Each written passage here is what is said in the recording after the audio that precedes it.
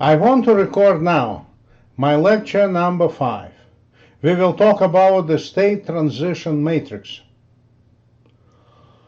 You know, state transition matrix is a tool that we utilize primarily for the analysis of natural motion in the system. The system could be quite complex, and it is very interesting in many practical situations how the system behaves if forcing function becomes equal to 0. For example, this would give you the description of an airplane about how it will be landing if engine failed, or the flight of a bullet, for example, because it is launched and then it moves due to inertia. So basically we're working on the natural motion on the system. So let me start from assuming that our system is described by a nth order dynamic equations, state equation.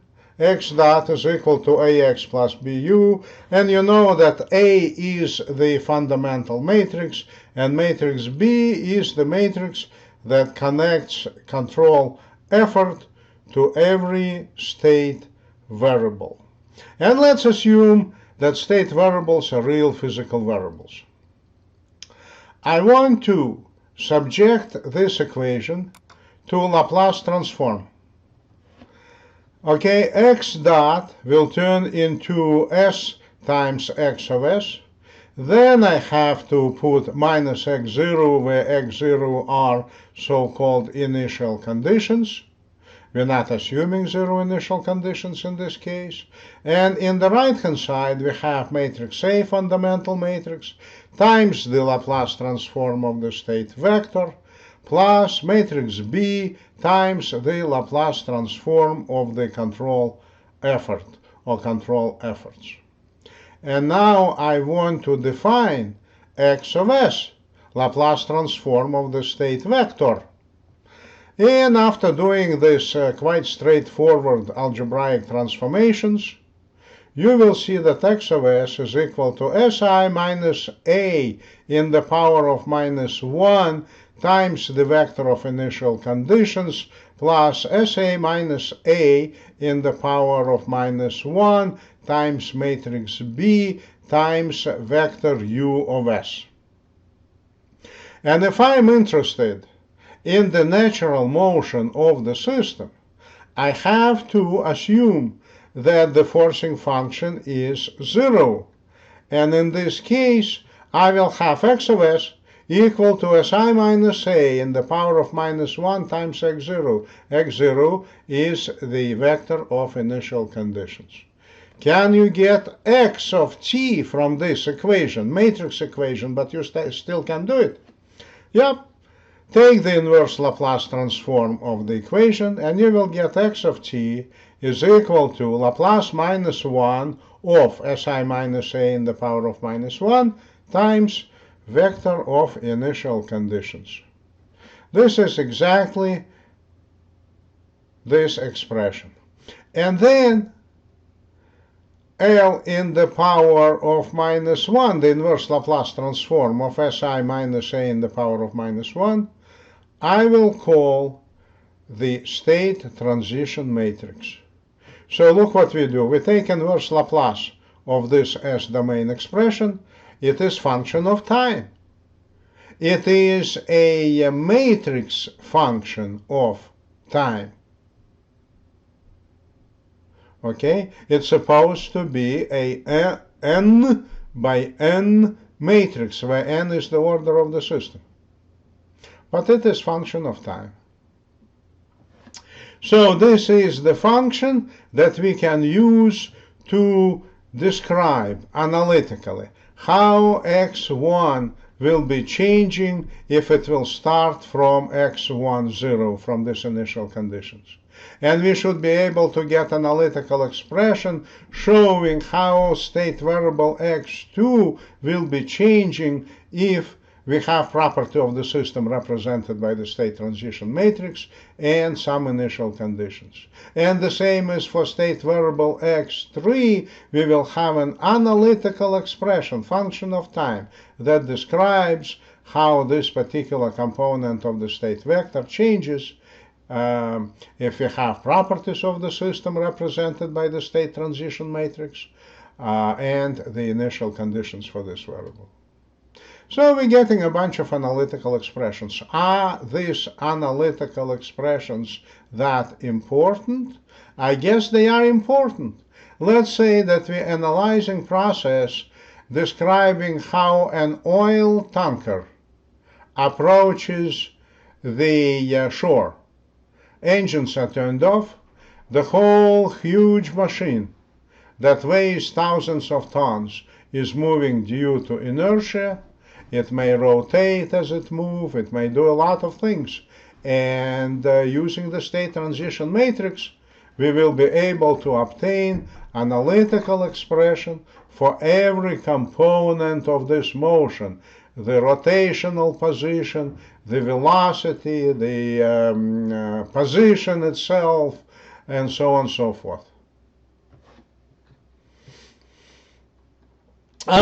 If you had a chance to dock a boat, and unfortunately I had this chance and all these experiences are not so great, I guess you should be able to appreciate how important it is to understand how a complex system moves due to inertia, depending on its initial conditions. And now I want to do with you, what I want to do with you is to get the state transition matrix for a particular system. I want to get a function of time that would show me how every component of the state vector will change if I have these initial conditions. The value of the states at the moment when the forcing function becomes equal to 0.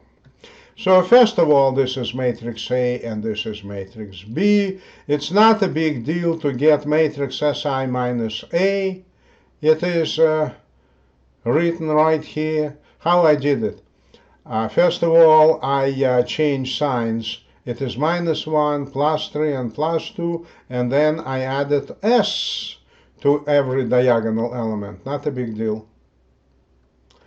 Now I have to take the inverse of this expression, which is a little bit painful process for a 2x2 matrix. It's not that painful, but for a 3x3 and 4x4 and higher order, it's a murderous process. How I do it? First of all, I have to find the determinant. And determinant for matrix Si minus A is equal to S times S plus 3 plus 2.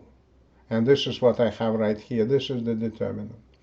And then I have to follow the rule for taking the adjoint matrix.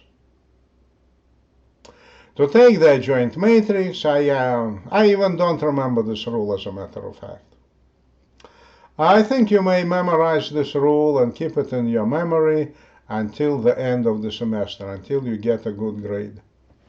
All right, so one way or another, now I am supposed to perform this multiplication of the determinant by the adjoint matrix. And amigos, this is what I am getting. It is 2 element 1, 1 of the state transition matrix, and it's in S domain. It's equal to 2 divided by S plus 1 minus 1 divided by S plus 2. And I think it's all done correctly. Element 1, 2 is 1 over S plus 1 minus 1 over S plus 2, and so on. But then I can convert this expression to the time domain. And you know that 2 divided by S plus 1 being converted into the time domain turns into 2 times e in the power of minus t. And this term, minus 1 over s plus 2, turns into e in the power of minus 2t, and minus is here. So look, these expressions are so simple that you even don't have to use the Laplace transform table for this. I have the state transition matrix here in the S domain. Here I converted it into the time domain. How to obtain the analytical expression for state variable x1 and state variable x2, providing that the forcing function is 0? Well, we have to start from some initial conditions. These are the initial conditions. And now what I will do, x of t is equal to state transition matrix, this one, multiplied by the vector of initial conditions. And what I am doing here, I am honestly performing the multiplication of one matrix, 2 by 2 matrix, by a vector 2 by 1. And I'm getting this expression. And this is the expression that describes how the state variable x1 changes if initial conditions are 10 whatever units and the forcing function is 0. And this expression shows you how state variable x2 changes with these initial conditions, and assuming that the forcing function became equal to 0. Look, I have to tell you that this expression is just a complex mathematical formula. Do people really use this formula? I guess if they would investigate the crash of an airplane, they would hire a professional mathematician who will be going through analytical expressions for every component of the flying or falling airplane, and they probably will find something interesting. But in controls business, most likely the analyst will be interested in the values of state vector at the particular moments of time. And of course, if you will replace t in this expression by particular values, you will be able to get results like this, for example. The state transition matrix, according to state transition matrix based analysis, state vector of the system moving due to inertia at time equal to 2 seconds is equal to this. And the same state vector at time equal 0.2 of a second is equal to this. So I guess this type of result you may get.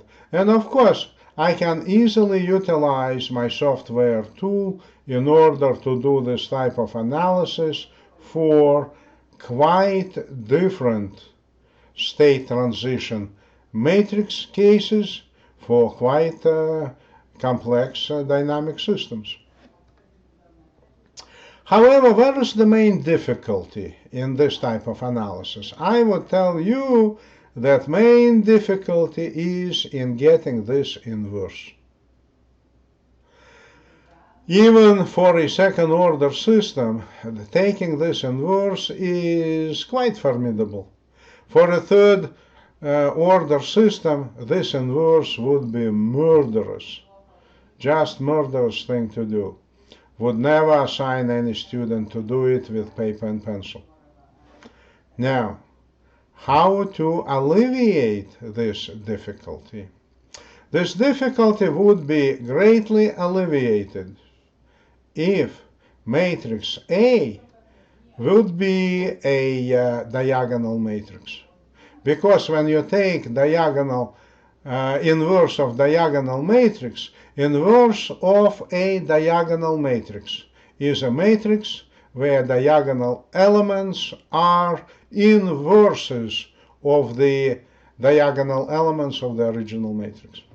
So let me show example like this. And now I even can afford to show you a third order system.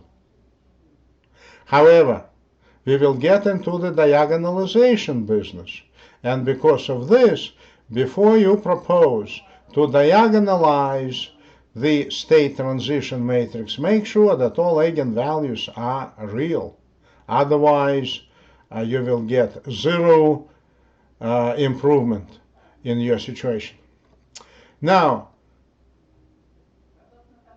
if eigenvalues are, in my system, lambda 1, lambda 2, and lambda 3, then Si minus A matrix is a very straightforward matrix to define. Diagonal elements are S minus first eigenvalue, S minus second eigenvalue, S minus third eigenvalue. Now I am supposed to take inverse of it. And taking inverse of a diagonal matrix is just a piece of cake. So the inverse, instead of S minus lambda 1, will have in as element 1, 1, 1 over S minus lambda 1, 1 over S minus lambda 2, and 1 over S minus lambda 3. And now you can easily recall the Laplace transform. If you convert into the time domain, S domain expression 1 over S minus lambda 1, you're getting E in the power of lambda 1 t, E in the power of lambda 2 t, E in the power of lambda 3 t. And then you have initial conditions. So, amigos, it is very easy to define x of t in the situation when state transition matrix is diagonal, and you're getting a diagonal because of the diagonal matrix A in the system. So this is the story. How to apply this situation to a practical problem. Let me assume now that we have matrix A, the fundamental matrix of a state variable description, and this matrix A has all real eigenvalues. Matrix A does not have the configuration of a canonical controllable form or diagonal form. It is just an arbitrary form. But nevertheless, it has all real eigenvalues. In this situation, let's diagonalize system description using the matrix filter M. And the fundamental matrix of the diagonalized system is M in the power of minus 1 times A times M. But I have to tell you something. I would hate wasting time on doing this computation because I know for sure how A1 looks like. A1 will be a matrix, diagonal matrix, that has all eigenvalues listed from the eigenvalue number 1 till the last eigenvalue listed along the diagonal of the matrix. All other elements are 0. So this is easy to do.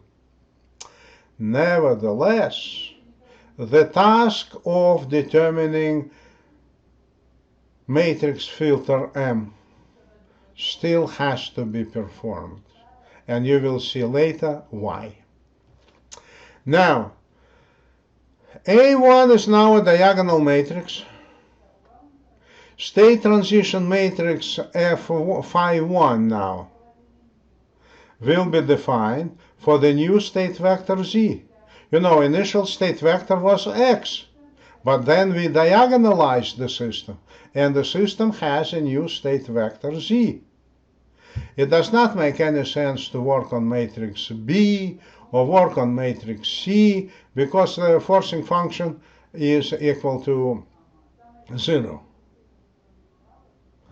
Look, this is the definition of the state vector z of the diagonalized system that depends on the state transition matrix of the diagonalized system and the initial conditions. And I want you to note that these initial conditions are given for state vector z, not for the state vector x. State vector x comprised the real state variables. The initial conditions were initial voltage, initial acceleration, initial altitude, initial position, angular position of the airframe, and so on. They were all real. We switched to artificial state variables in order to have diagonalized matrix A1. And because of this, we have to switch from initial conditions defined for variables x to initial conditions for variables z. How to determine initial conditions for variable z? According to this expression. And you saw this expression earlier.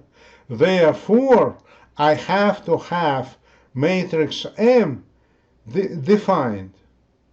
And I have to go through all these numerical difficulties to define matrix M and to define matrix M in the power of -1. Otherwise, I would never get the correct initial conditions. Now, I will define initial conditions in terms of state vector z, and it will be equal to m in the power of -1 times x in x0.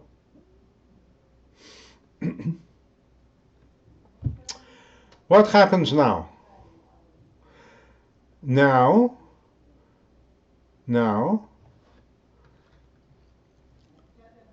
look,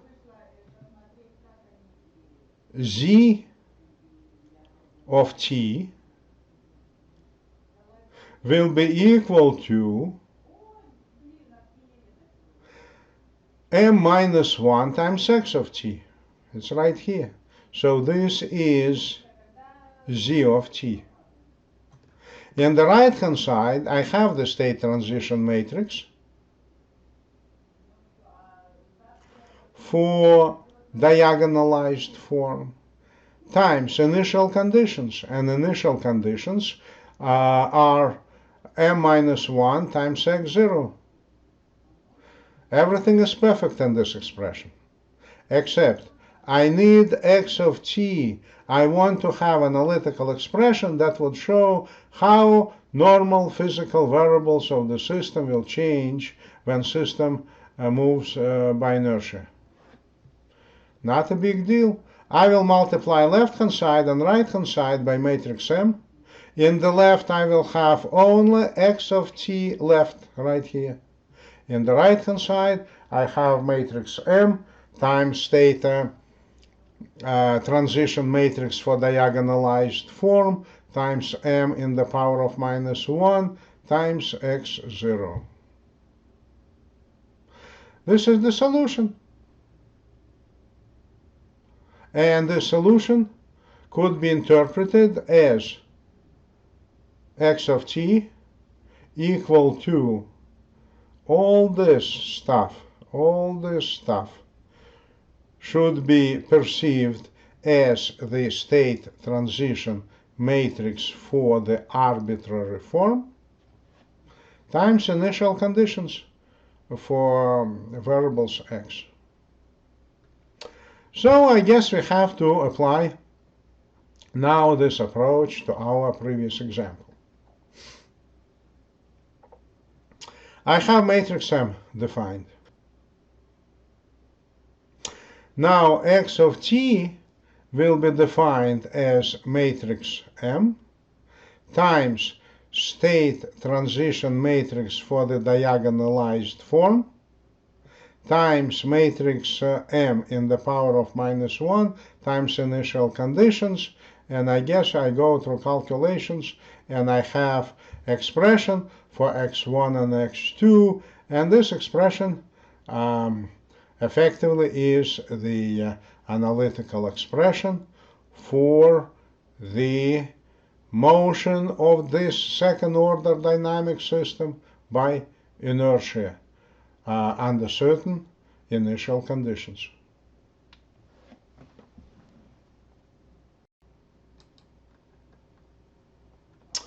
Let's talk about the much more realistic situation when the state transition matrix is defined numerically.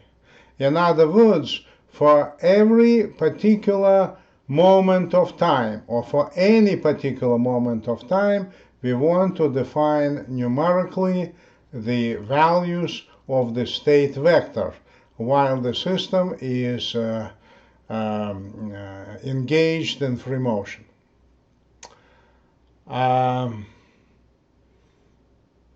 Let me assume the following. If I would have value of the state vector not as a function of time, but for a particular moment of time, and since the definition of time zero is basically a mathematical fiction, we always have some particular value for time zero, the state equation or equation of the natural motion should be rewritten as follows. We have x of t2, where t2 is a particular moment of time. It should be equal to the state transition matrix defined not as an analytical function of time, but defined numerically for the difference between time 2, time of interest, and time 1, t1, that we assume to be the initial conditions. And then, of course, the state transition matrix, numerically defined, should be multiplied by what we call initial conditions. I can rewrite it. X of t2 is equal to state transition matrix of delta t, where delta t is the time interval between the moment of interest and the moment that we assume to be time zero, times x state vector at time zero. Let's recall how we define the state transition matrix. It is defined as a function of t equal to inverse Laplace transform of Si minus the fundamental matrix in the power of -1. I want you to recall our Laplace transform. What is the inverse Laplace transform of 1 divided by S minus A? It is E in the power of A times T. Is there some kind of resemblance between these two expressions? Obviously, this is a matrix expression. This is a scalar expression. Nevertheless, for the scalar expression, one can write a series definition. Look, this is the series. E in the power of delta t, if delta t is not a analytical time, but time interval,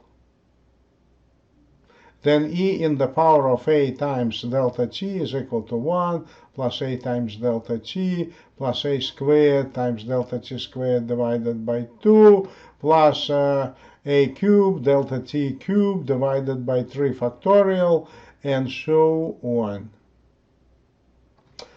Nobody has difficulty with this expression and with its representation by a time series. Mathematicians tend to generalize this expression for the matrix case.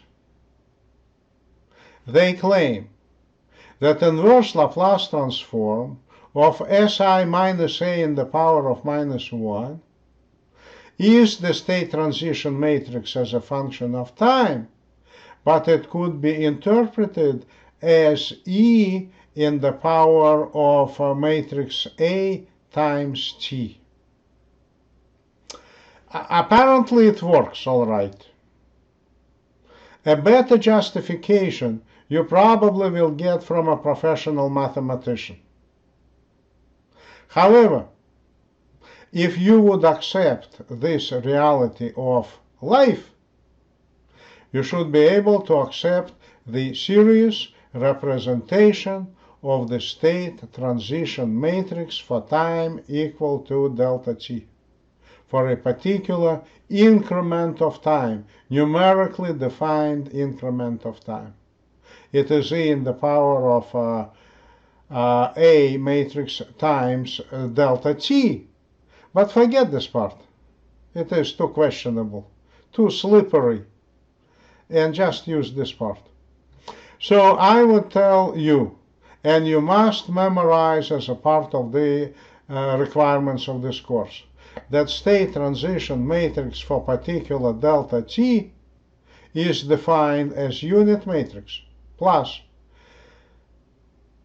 fundamental matrix times delta t plus fundamental matrix squared times delta t squared divided by 2 factorial plus fundamental matrix cubed times delta t cubed divided by 3 factorial, and so on. This is the numerical definition of the state transition matrix. What we do here is quite remarkable. Technically, one could get the analytical expression for phi of t, which requires some considerable work. And then, in this expression, they should be able to insert value of t, numerical value, providing that this numerical value is not is sufficiently small. And you will get phi for delta t. Delta t in this case would be the difference between time 0 and particular moment of time of interest. But it is much easier to get a result using this formula. Now I want to emphasize something. I want you to realize that this formula is not the exact representation of phi of delta t. How to get the exact representation of phi of delta t?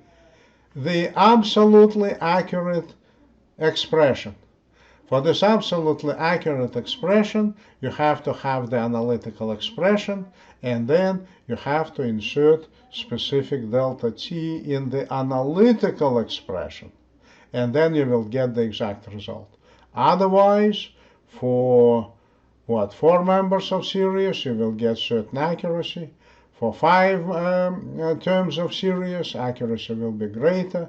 For 10 terms of series, accuracy would be excellent, and so on. So, when to stop? It depends on how much is the difference between result for delta t with n terms and phi of delta t for n plus 1 terms. Let me reiterate this. If you want to know when to stop, you have to get result phi of delta t, let's say for 5 steps, and then the same result for 6 steps, and find the difference. And the difference is a very good representative of the potential error. So if this potential error is sufficiently small, you can stop right away. Otherwise, you may consider using 7 steps and 8 steps and so on.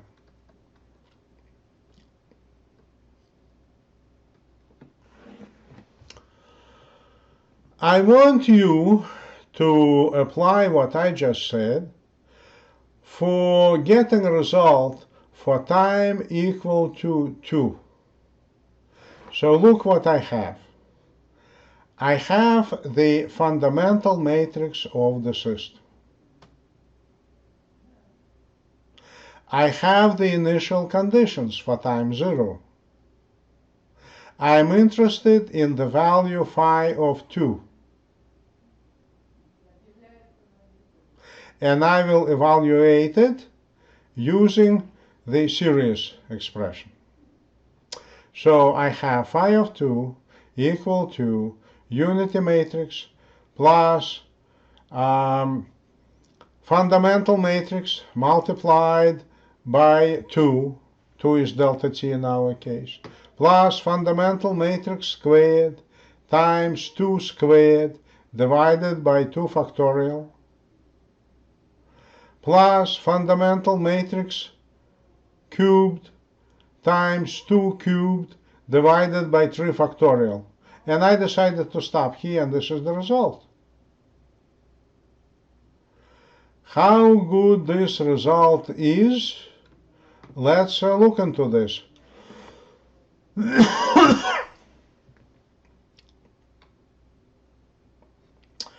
I want to determine x for value of 2.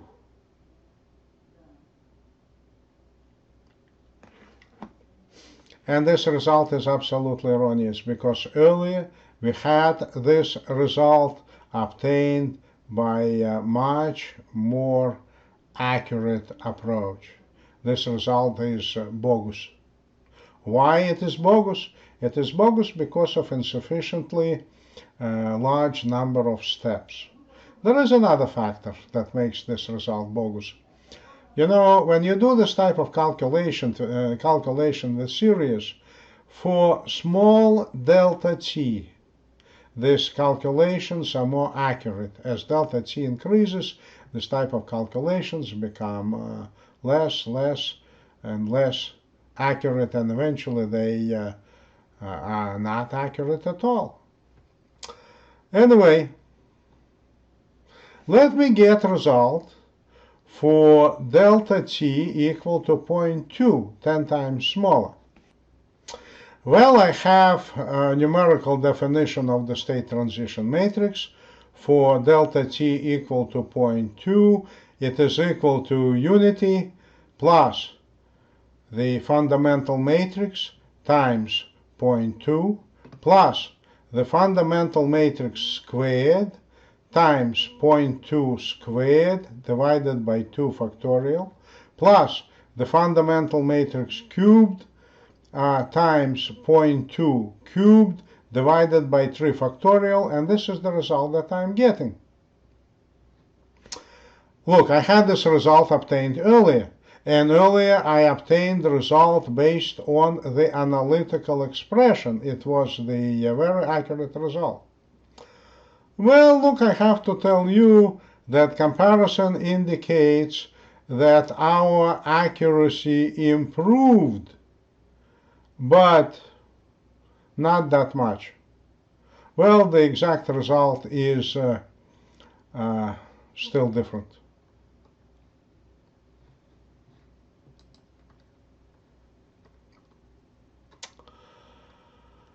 Now let's talk about properties of the state transition matrix.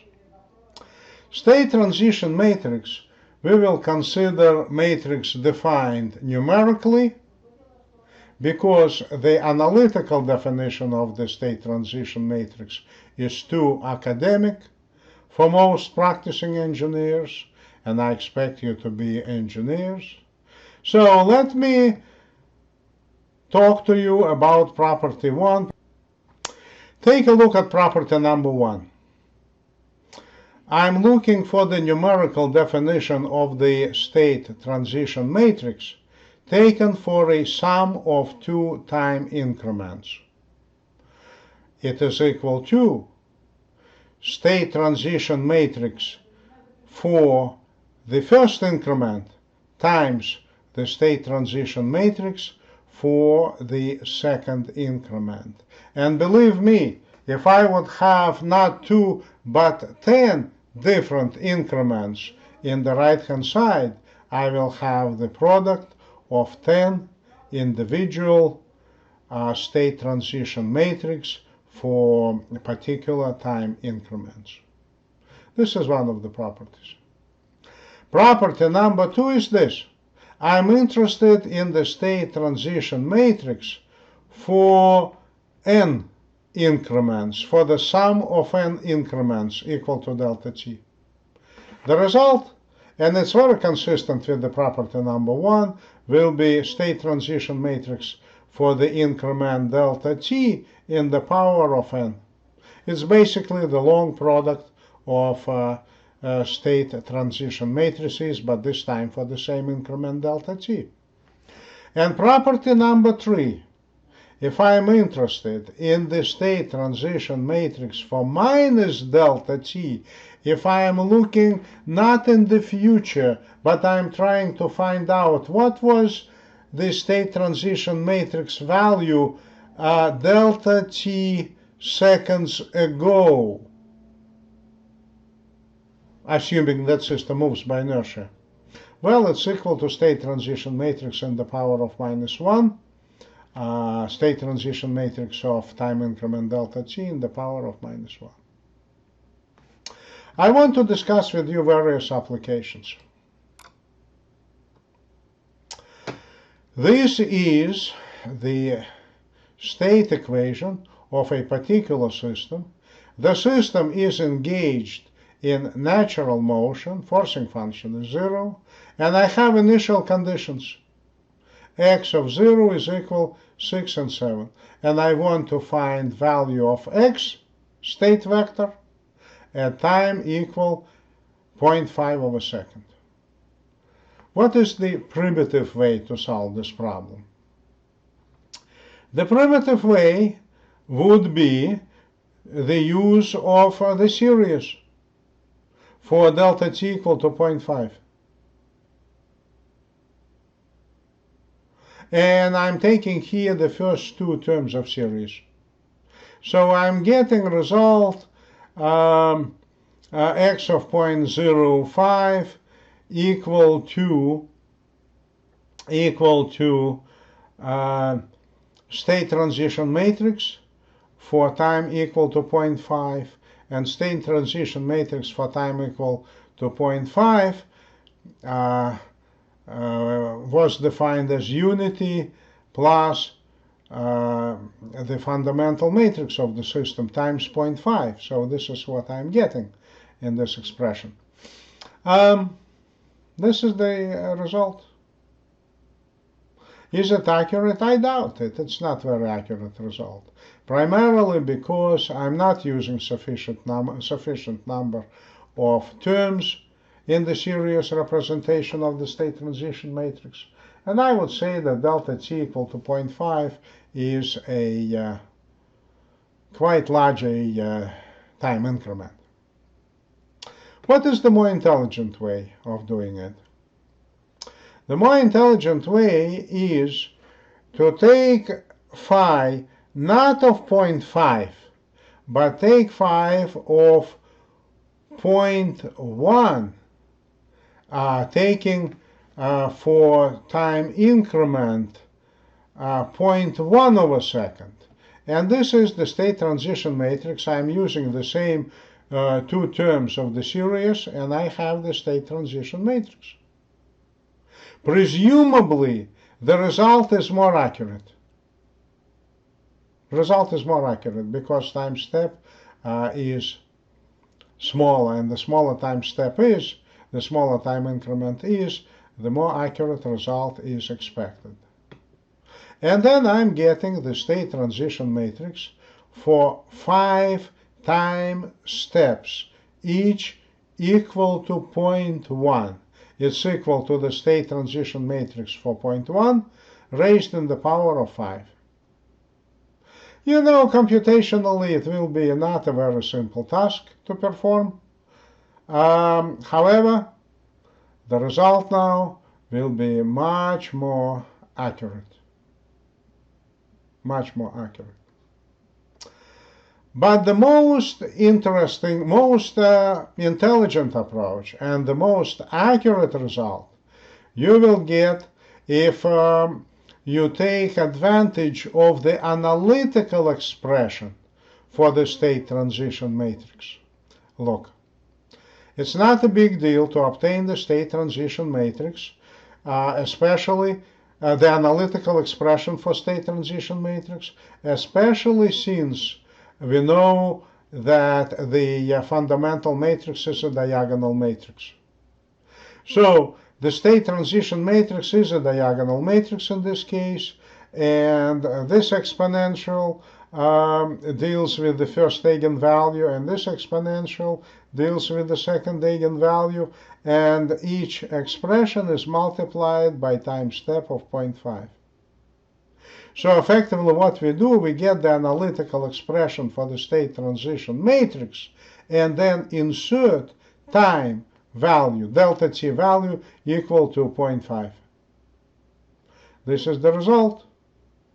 And if you would multiply it by initial conditions, you will get the most accurate value for x for 0.5 of a second. As a matter of fact, this value is as accurate as it could be. It's the exact value because it's based on the analytical expression.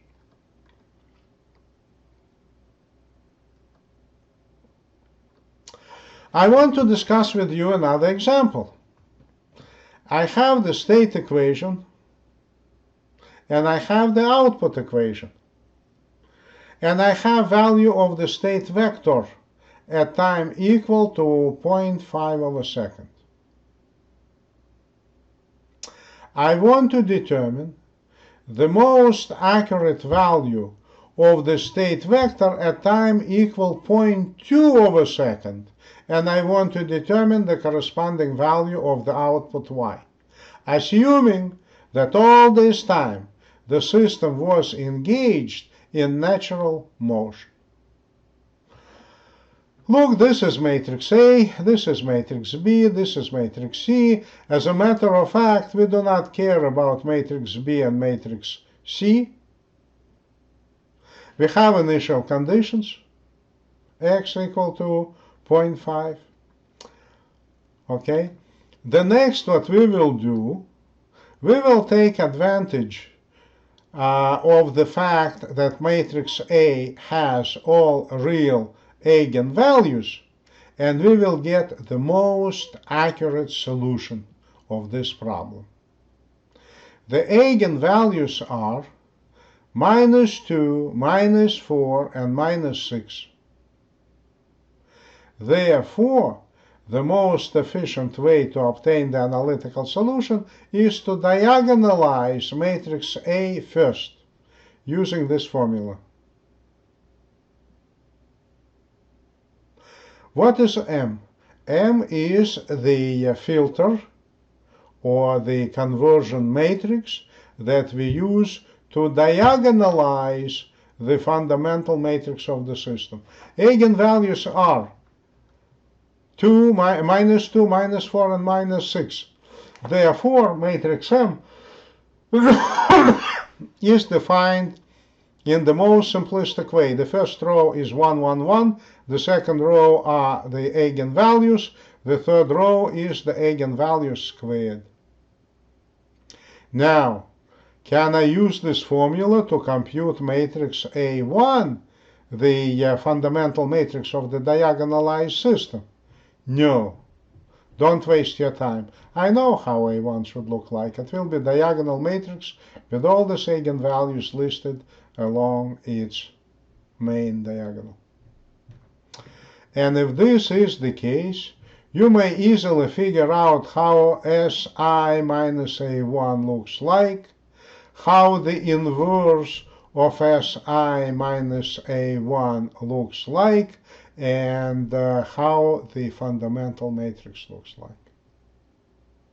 And how the state transition matrix looks like. How state transition matrix looks like. You're taking full advantage of the diagonalization. If this is the case, and if I am interested in x, and if I have x for 0.5 of a second, and if I am interested in the previous value of x at 0.2 of a second, it's easy to figure out that the delta t of interest, the time increment, is minus 0.3 of a second. Delta t is minus 0.3 of a second. The difference between the time of initial conditions and the time of interest. And I have this analytical expression. So in this analytical expression, I will insert delta t equal to minus 0.3 of a second, and this is what I will get. And after I will get this result, I can easily compute value of the state vector z of the diagonalized form at time equal to 0.5 of a second. But I don't need z vector, I need vector x. Let's convert z at 0.1 of a second into x at 0.1 of a second.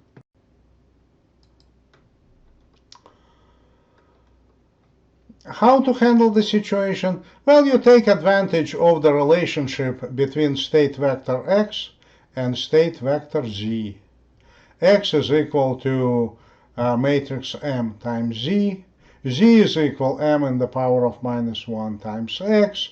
So initial conditions for x, for z, you will get from initial conditions for x. You will get eventually z for time equal to 0.5 of a second, and you will convert it into x for appropriate time of 0.2 of a second. And you just have to read very carefully what's written in the notes, and you will see the result. Now, what you have here is the value of state vector x at time 0.2 of a second. Well, obviously it's a column, it is transposed expression here. And if you would multiply it by matrix C, you will get value of the output y at 0.2 of a second. How to handle the situation when the system is engaged in forced motion? Well, if system is engaged in the forced motion, then you have to combine the natural motion and the forced motion components of the system. Situation is this. This is state equation. This is Laplace transform of the state equation. This is the definition of the state vector x of s. And it has the natural motion part, and it has the forced motion part. In the natural motion part, you're handling situation with the state transition matrix, because this is the state transition matrix. How to handle the forced motion part? I wish I would use the state transition matrix explicitly, but when you convert a product of two Laplace transforms, this is one Laplace transform, and this is another Laplace transform. When you convert into the time domain a product of two Laplace transforms, the result is not product of two inverses, not at all. You need convolution integral, and with convolution integral, the forced motion is defined by this expression. And it makes the whole situation complex, but as I say in my book, not hopelessly complex, because in some cases you're not interested. First of all, you forget the minus infinity part. It's a very academic. You normally start from 0. The second issue, you normally have some small delta t in this case. And delta t is a constant time step. And in many cases, especially when we deal with discrete time control, this u of tau does not change during the time interval delta t. And it becomes a constant. And then I guess you integrate the state transition matrix. And after, with respect to time, from time equals 0 to delta t, and eventually you multiply this result by b and by constant value of the control effort. So everything becomes much simpler, but we will be doing this type of exercises in the discrete time control part of our course. And this is your homework assignment number 4, and at this point you have to be prepared to do it, and I recommend to perform every single task of homework assignment number 4 by hand. Why? Because this will be your way to getting prepared for the midterm exam. During the midterm exam, you will have no access to computer tools.